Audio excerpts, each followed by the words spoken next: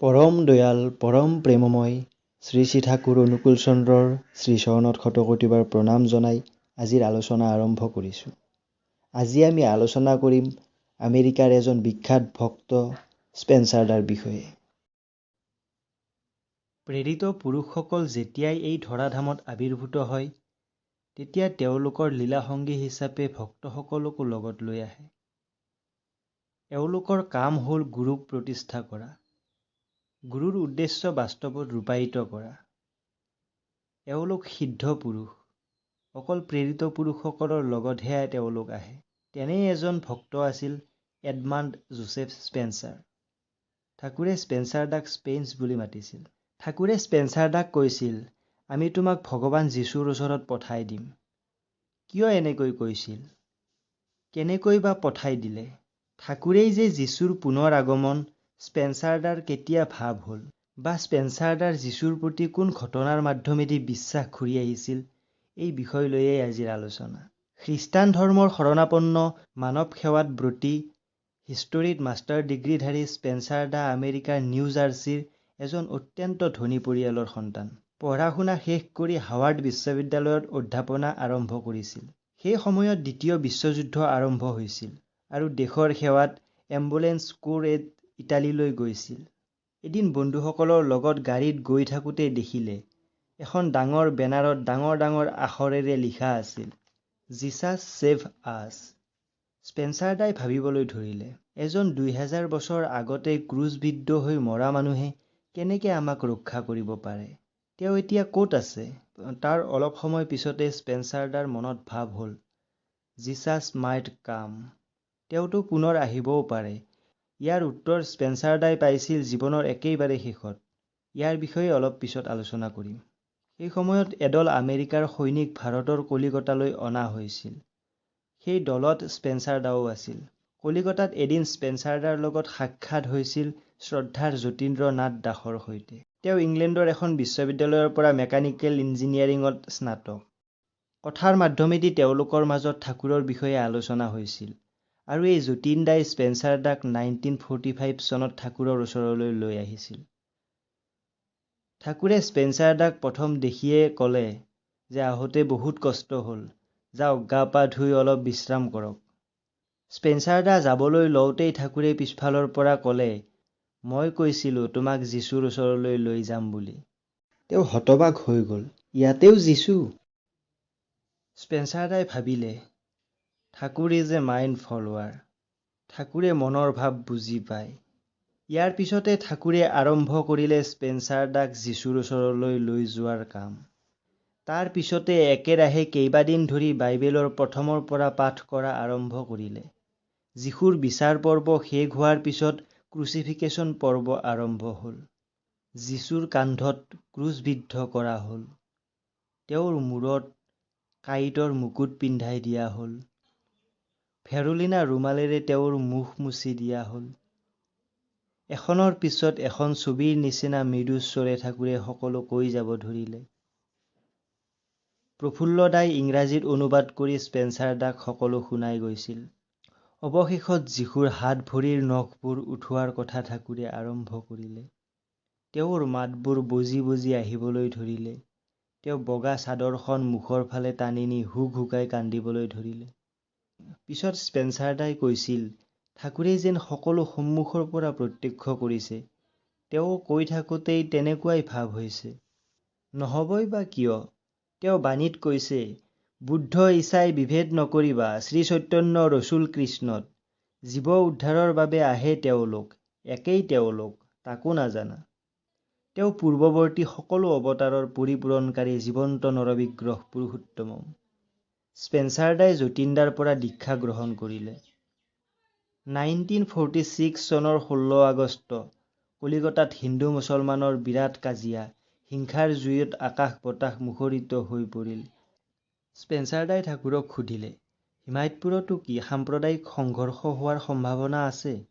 আমি কি কৰা উচিত? ঠাকুৰে ক'লে, তুমি দেশলৈ ঘূৰি যোৱা, কিন্তু মোৰ কেইটামান চৰ্ত আছে, তুমি মন দি শুনি লোৱা। তুমি এখন ইউনিভাৰ্চিটিত গৱেষণাৰ বাবে যুক্ত হ'বা। তাত তুমি হোষ্টেলত থাকিবা আৰু হোষ্টেলৰ একেবাৰে তলৰ মহলাত এটি নিৰিবিলি কোঠা ল'বা। তাত তোমাক এজন ছাত্ৰই তেওঁৰ সুন্দৰী ধনৱতী ভণ্টিৰ লগত পৰিচয় কৰাই দিব। এটা কুকুৰক কেন্দ্ৰ কৰি তোমালোকৰ মাজত আপোন ভাৱ বৃদ্ধি পাব। তাৰ পিছত ছোৱালীজনীয়ে তোমাক বিয়াৰ বাবে প্ৰস্তাৱ দিব। তুমি ৰাজি হ'বা, 2টা চৰ্তত। বিয়াৰ পিছত তেওঁ ভাৰতত তোমাৰ লগত আহি গুৰুৰ আশ্ৰমত থাকিব লাগিব আৰু তোমালোকৰ মাজত কোনো শাৰীৰিক সম্বন্ধ হ'ব নোৱাৰিব। স্পেন্সাৰদাই মনে মনে ভাবিছে, ঠাকুৰে এইবোৰ কি যি টি কথা কোৱাত লাগিছে। তথাপিও কথাখিনি মন দি শুনিলে। ভাবিলে ক'ত হিমায়তপুৰ আৰু ক'ত আমেৰিকা। দেশ, কাল, সাগৰ, মহাসাগৰ কোনো সীমাতেই তেওঁ আবদ্ধ নহয় কোনোদিনে। স্পেন্সাৰদাই কেলিফৰ্ণিয়া বিশ্ববিদ্যালয়ত গৱেষণাৰ বাবে ৰেজিষ্টাৰ কৰিলে। বিষয় যীশুৰ মৃত্যু ৰহস্য। একেবাৰে তলৰ তলাত এটি ঘৰো পালে। সেই হোষ্টেলৰে 5ম মহলাত গৱেষণাৰ বাবে আছিল মাৰ্গাৰেট, তুলনাবিহীন ৰূপৱতী। তেওঁৰ ভায়েকে এদিন মাৰ্গাৰেটক স্পেন্সাৰদাৰ সৈতে পৰিচয় কৰাই দিলে। তেওঁ অনাগত ভৱিষ্যত চকুৰ সন্মুখত দেখিবলৈ পালে। 2 মাহ পিছত মাৰ্গাৰেটে গভীৰ ৰাতি স্পেন্সাৰদাৰ ৰুমৰ দৰজাত টুকুৰিয়ালে। এটা কুকুৰক কোলাত লৈ মাৰ্গাৰেট থিয় হৈ আছে। হোষ্টেলত কুকুৰ ৰখা মানা আছে। গম পালে মোকো হোষ্টেলৰ পৰা বাহিৰ কৰি দিব। অতি সোনকালে আপুনি কুকুৰটোক ভিতৰলৈ লৈ যাওক, প্লিজ। মাৰ্গাৰেটৰ কাতৰ কণ্ঠ শুনি স্পেন্সাৰদাই ভাবিলে, ভৱিষ্যত কোনে সলাব পাৰে। তাৰ পিছৰে পৰা কুকুৰ চাব অহাৰ মাধ্যমেদি তেওঁলোকৰ মাজত ঘনিষ্ঠতা বৃদ্ধি পালে। স্পেন্সাৰদাই কাম গন্ধবিহীন ভালপোৱাৰ চৰ্ত সাপেক্ষে মাৰ্গাৰেটক বিয়া কৰালে আৰু গুৰুৰ ওচৰলৈ লৈ আহিল। গোলাপবাগীত 2টা ঘৰত থকাৰ ব্যৱস্থাও হৈ গ'ল। মাৰ্গাৰেটে পিছদিনাই ঠাকুৰৰ ওচৰত আহি অভিযোগ কৰিলে যে স্পেন্সাৰদা হেনো বেলেগ ঘৰত শুৱে। স্পেন্স, তুমি বোলে বেলেগ ঘৰত থাকা? আজিৰ পৰা এটা ঘৰত থাকিবা। ইয়াৰ পিছত একেটা ঘৰতে 2খন বিচনাত তেওঁলোক থাকিবলৈ ল'লে। ঠাকুৰে বাণীত কৈছে যে ভোগৰ বস্তু সন্মুখত ৰাখি নোখোৱাকৈ থাকিব পৰাটোৱেই ত্যাগ। মনে মনে ত্যাগ ভ্ৰান্তি মাত্ৰ। স্পেন্স, তোমালোকে হেনো বেলেগ বেলেগ বিচনাত শুৱা? স্বামী স্ত্ৰী কি বেলেগ বেলেগ বিচনাত শুৱে? আজিৰ পৰা এখন বিচনাত শুবা। স্পেন্সাৰদাৰ ৰুমত যোৱাৰ আগে আগে, স্পেন্স, শুনা, মনত আছেতো? শাৰীৰিক সম্বন্ধ যাতে নহয়। স্পেন্সাৰদাই মনে মনে ভাবিলে, এয়া কি পৰীক্ষা প্ৰভু। এফালে ব্ৰহ্মচৰ্য পালন কৰাৰ আদেশ, আনফালে নাৰী সংগৰ চৰম ব্যৱস্থা। মাৰ্গাৰেটৰ ধৈৰ্যৰ সীমা অতিক্ৰম কৰিলে। তেওঁ মা হ'ব বিচাৰিলে। স্পেন্সাৰদাই তেওঁৰ গুৰুক দিয়া কথাত স্থিৰ, অটল, অচল থাকি মাৰ্গাৰেটৰ সেই আহ্বানক সম্পূৰ্ণ উপেক্ষা কৰিব পাৰিছিল। পিছৰ দিনা মানসিকভাৱে বিধ্বস্ত মাৰ্গাৰেট ঠাকুৰৰ পৰা অনুমতি লৈ চিৰদিনৰ বাবে আমেৰিকালৈ গুচি গ'ল। ঠাকুৰে এবাৰো নকলে মাৰ্গাৰেট থাকি যোৱা বুলি। সত্যানুসৰণত ঠাকুৰে কৈছে, যিজন নিৰ্লোভী তেৱেই অনাসক্ত। তপোবিধয়নাত ঠাকুৰে কৈছে, অনুভৱ কৰা, কিন্তু আদৰ্শ বা ইষ্টৰ বাহিৰে একোতেই অভিভূত হৈ নপৰিবা। এই বাণীৰ মূৰ্ত প্ৰতীক আছিল স্পেন্সাৰদা। তাৰ পিছত 1961 চনত ঠাকুৰে স্পেন্সাৰদাক আদেশ দিলে, স্পেন্স, লগত কোনো টকা পইচা নোলোৱাকৈ এটা চাৰ্ট পিন্ধি পথে পথে যাত্ৰা আৰম্ভ কৰা আৰু সত্যৰ সন্ধান কৰা। স্পেন্সাৰদাই সত্যৰ সন্ধান বিচাৰি পথে পথে খোজ কঢ়া আৰম্ভ কৰিলে। ঠাকুৰে চকুৰ পানীৰে স্পেন্সাৰদাক বিদায় দিলে। 1961 চনৰ আগষ্ট মাহত পাঞ্জাৱৰ এঠাইত পুৱাৰ সময়ত স্পেন্সাৰদাৰ জ্যোতি দৰ্শন হ'ল আৰু যীচুক ক্ৰুচত দিয়াৰ মন্ত্ৰ তেওঁ শুনিবলৈ পালে তেওঁৰ অন্তৰ্দেৱতাৰ কণ্ঠত। তেওঁ আশ্ৰমলৈ ঘূৰি আহিল। স্পেন্সাৰদাক দেখি ঠাকুৰে শিষ্যসকলৰ সন্মুখত দুহাত মেলি শিশুৰ দৰে কৈ উঠিল, এইফালে আহা, চুমা এটা খাওঁ। স্পেন্সাৰদা হাঁহি এটি মাৰি আগুৱাই গ'ল। সকলো শিষ্যই ঠাকুৰৰ ফালে লাগি চাই আছিল। ঠাকুৰে সুধিলে, এই মন্ত্ৰটোৱে পাইছেতো? কি মন্ত্ৰ? যীশুক ক্ৰুচত দিয়া মন্ত্ৰ। এটা বৃত্ত যেন সম্পূৰ্ণ হ'ল। ঠাকুৰে স্পেন্সাৰদাক ক'লে, তুমি যীশুৰ মৃত্যু সম্বন্ধে তদন্ত কৰা। কোৰাণৰ দৰে ময়ো বিশ্বাস কৰোঁ। যীশু ক্ৰুচত নিহত হোৱা নাই। তুমি গৱেষণা কৰা। প্ৰেৰিত পুৰুষসকলৰ ভিতৰত মহম্মদ ৰচুল আৰু ঠাকুৰে মন্তব্য দিছিল যে যীশুৰ ক্ৰুচত মৃত্যু হোৱা নাই। আৰু পৰৱৰ্তী সময়ত গৱেষণাত শ্ৰী শ্ৰী ঠাকুৰৰ কথাই সত্য বুলি প্ৰমাণিত হয়। পিছত স্পেন্সাৰ দায়ো সেই একে কথাই প্ৰমাণিত কৰিলে। স্পেন্সাৰ দাই বহুবাৰ ইণ্ডিয়া আৰু আমেৰিকা অহা যোৱা কৰিছে। যীশুৰ মৃত্যু আৰু জীৱনৰ বিষয়ে বহুত নতুন নতুন অনাৱিষ্কৃত তথ্য আৱিষ্কাৰ কৰিছে। আৰু জীৱন্ত অৱস্থাতে তেওঁৰ পৰম আৰাধ্য যীশুৰ ওচৰলৈ যাবলৈ সক্ষম হৈছে। জীৱনৰ প্ৰায় শেষৰ ফালে স্পেন্সাৰ দাৰ জীৱনত এটি অসাধাৰণ ঘটনা ঘটিলে, যিয়ে তেওঁক যীশুৰ ওচৰলৈ লৈ গৈছিল। তেওঁ এদিন সমুদ্ৰৰ পাৰত ভাবমুখী হৈ মনে মনে বহি আছিল। যেনেতে এজন 6.5 ফুটৰ হাতত তামৰ খাৰু পিন্ধা নিগ্ৰো আহি তেওঁৰ কপালত বহুত জোৰেকৈ এটা খোঁচা মাৰি দিলে। স্পেন্সাৰ দাই বহুত বেয়াকৈ আঘাত পালে। চাৰিওফালে তেজেৰে লুতুৰি পুতুৰি হৈ গ'ল। তেওঁৰ শৰীৰৰ সমস্ত শক্তি একত্ৰিত কৰি তেওঁ চিঞৰি উঠিল, হে প্ৰভু, মোক ৰক্ষা কৰা, মোক ৰক্ষা কৰা প্ৰভু। আজিও সেই লীলা কৰে যদুৰায়, কোনো কোনো ভাগ্যৱানে দেখিবা কপাই। 6.5 ফুটৰ নিগ্ৰোজনে স্পেন্সাৰ দাৰ মুখত কি দেখিলে, যি শিয়ালৰ দৰে ফিৰাই লৰ মাৰিলে। এজন ভক্তই ঠাকুৰক প্ৰশ্ন কৰিছিল, আমি মাতিলে কি আপুনি শুনা পায়? ঠাকুৰে কৈছিল, তোমাৰ অন্তৰাত্মাই যদি শুনে, তেনেহলে ময়ো শুনো। সেয়ে শব্দ ব্ৰহ্ম বুলি কোৱা হয়। তেওঁ প্ৰতিটো আত্মাৰ লগত শব্দৰ মাধ্যমেৰে যুক্ত হৈ থাকে। সেয়েহে প্ৰতিজন মহাপুৰুষে নাম লৈ এই ধৰাধামত উপস্থিত হয়। স্পেন্সাৰ দাই বিশ্বাস ঘূৰাই পালে, হয়, এজন মৰা মানুহে সকলোকে ৰক্ষা কৰিব পাৰে। সত্যানুসৰণত ঠাকুৰে কৈছে, বিশ্বাস কৰা, যি বিচৰা তাকেই পাবা। স্পেন্সাৰ দাই তেওঁৰ গুৰুক ভাল পোৱাৰ মাধ্যমেদি ভাৰতৰ পথ, জীৱ-জন্তু, চৰাই-চিৰিকটি, গছ-গছনি সকলোকে ভাল পাই পেলাইছিল। বহু মানুহক ঠাকুৰৰ সৎ মন্ত্ৰৰে দীক্ষিত কৰিছিল। স্পেন্সাৰ দাই ঠাকুৰক এৰি স্বৰ্গলৈ যাবলৈও ৰাজি হোৱা নাছিল। তেওঁৰ মা-ভনীয়ে ঘৰলৈ নিব আহিলেও তেওঁ যোৱা নাছিল। ইটা-ভাটাৰ শ্ৰমিকসকলৰ কষ্ট কম কৰিবলৈ তেওঁ মূৰত ইটা কঢ়িয়াইছিল। কাগজৰ পেকেটত চাউল চব্জি লৈ অভাৱী মানুহৰ ঘৰৰ দুৱাৰ মুখত থিয় দিছিল। জাৰৰ দিনত গাত পিন্ধি থকা গৰম কাপোৰ খুলি তেওঁ ষ্টেচনৰ ভিক্ষাৰীক দান কৰিছিল। ঠাকুৰৰ কথা ৰক্ষাৰ বাবে তেওঁ বাংলা ভাষা নাজানিলেও অনুভৱেৰে নজৰুলে লিখা কালো মেঘেৰ পায়েৰ তলায় দেখে যা আলোৰ নাচোন অনুবাদ কৰিছিল। অনুশ্ৰুতি গ্ৰন্থৰ বাণীবোৰ কাঠপেঞ্চিলেৰে লিখি ইংৰাজীলৈ অনুবাদ কৰিছিল। এই দেশৰ নাগৰিকত্ব লাভ কৰিছিল। গীতাৰ ইংৰাজী অনুবাদ কৰিছিল।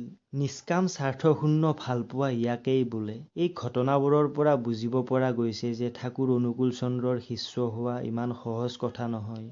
এটি ঘটনাৰ মাধ্যমেদি এইখিনি আমি আৰু ভালকৈ বুজিব পাৰিম। 25 ডিচেম্বৰ। ঠাকুৰে স্পেন্সাৰ দাক ক'লে, আজি 25 ডিচেম্বৰ, যোৱা ফূৰ্তি কৰা। স্পেন্সাৰ দাই যোশীদীৰ গীৰ্জাত গৈ ঘূৰি অহাৰ সময়ত যেতিয়া বহু বেছি পৰিমাণে নিচাসক্ত হৈ আশ্ৰমলৈ ঘূৰি আহিলে, তেতিয়া প্ৰায় ৰাতি 11 বাজিছে। ঠাকুৰে যেন স্পেন্সাৰ দাৰ অপেক্ষাত বহি আছিল। স্পেন্সাৰ দাক দেখি ঠাকুৰে ক'লে, স্পেন্স, আমাৰ কাৰণে 6-7টা মালপোৱা বনাই আনিব পাৰিবা? এবাৰ আপোনালোকে ভাবি চাওকচোন। যিজন মানুহে খোৱাটো দূৰৰে কথা, নামো শুনা নাই, আনকি চকুৰেও দেখা নাই, তেওঁক মালপোৱা বনাব দিছে। কি চৰম পৰীক্ষা ঠাকুৰৰ। স্পেন্সাৰ দাই সকলোৰে দুৱাৰে দুৱাৰে টুকুৰিয়াই ফুৰিলে, কিন্তু ইমান ৰাতি নিচাসক্ত বিদেশী চাহাবক দেখি কোনেও দৰজা খুলি দিবলৈ ৰাজি নহল। অৱশেষত উমাপদ বাগচীৰ শ্ৰী বুঢ়ীমা তেওঁক দেখি সহায় কৰিলে। বুঢ়ীমায়ে তেওঁক মালপোৱা বনোৱাৰ সকলো নিয়ম শিকাই দিলে। ময়দা, চেনি, ঘি, খিচমিচ সকলো দি দিলে স্পেন্সাৰ দাক। ঘৰলৈ উভতি আহি ভালকৈ গা ধুই মালপোৱা বনাবলৈ আৰম্ভ কৰিলে। নিচাত তেওঁৰ মাথা হালি গৈ কেৰাহীত পৰো পৰো অৱস্থা। কিবাকে নিজকে অলপ চম্ভালি ৰক্ষা পৰিলে। পিছত এটি মালপোৱা বনালে, সেইটো পুৰি কলা হৈ গ'ল। সেইটো বেলেগকৈ থলে। তাৰ পিছত কিবাকে 6-7টা মালপোৱা বনাই ৰাতিপুৱা 4 বজাত গা ধুই অলপ জিৰণি লৈ ঠাকুৰৰ ওচৰত লৈ গ'ল। ঠাকুৰৰ ওচৰত লৈ যাওঁতেই ঠাকুৰে ক'লে, স্পেন্সাৰ দা নেকি? কি আনিছে? যাওক বৰ বৌৰ ওচৰত দি আহক। ঠাকুৰে যেন স্পেন্সাৰ দাক চিনিবই পৰা নাই। তেওঁৰ বহুত দুখ লাগিল। কিন্তু লগে লগে তেওঁৰ মনত এটা মিঠা অনুভৱ জাগিল, যে ঠাকুৰৰ আদৰ যেনেকুৱা কঠিন, তেনেকৈ অনাদৰো তেনেকুৱাই নিষ্ঠুৰ। 1965 চনত এদিন ঠাকুৰে ৰাতি 8 মান বজাত শান্ত মনেৰে বহি আছিল। স্পেন্সাৰ দাই ঠাকুৰৰ আশীৰ্বাদ নিব আহি অলপ দূৰত বহি আছিল। ঠাকুৰে তেওঁৰ ফালে আগুৱাই আহি স্পেন্সাৰ দাৰ মূৰত হাত বুলাই দিলে, স্পেন্সাৰদাই মিঠা হাঁহি এটি মাৰি বাহিৰত চকী বিচাৰিব ধৰিলে। ঠাকুৰে চিঞৰি ক'লে, স্পেন্স, তোমাৰ লগত টৰ্চ নাই?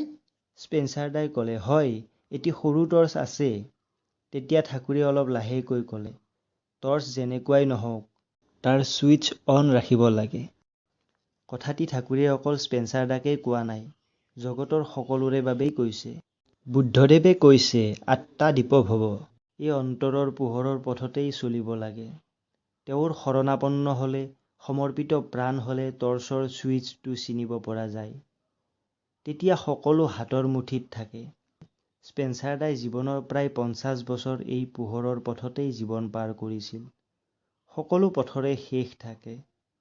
1965 চনৰ 22 ডিচেম্বৰত শ্ৰী শ্ৰী ঠাকুৰৰ শ্ৰীপাদপদ্মত মিলিত হয় স্পেন্সাৰদা। দেওঘৰৰ নন্দন পাহাৰৰ দাঁতিত সমাধিস্থানৰ গেটৰ ভিতৰত সোমাই বাওঁহাতে তেওঁক কবৰত ৰখা হয়।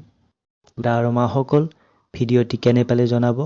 আজিলৈ এৰিছোঁ। জয় গুৰু।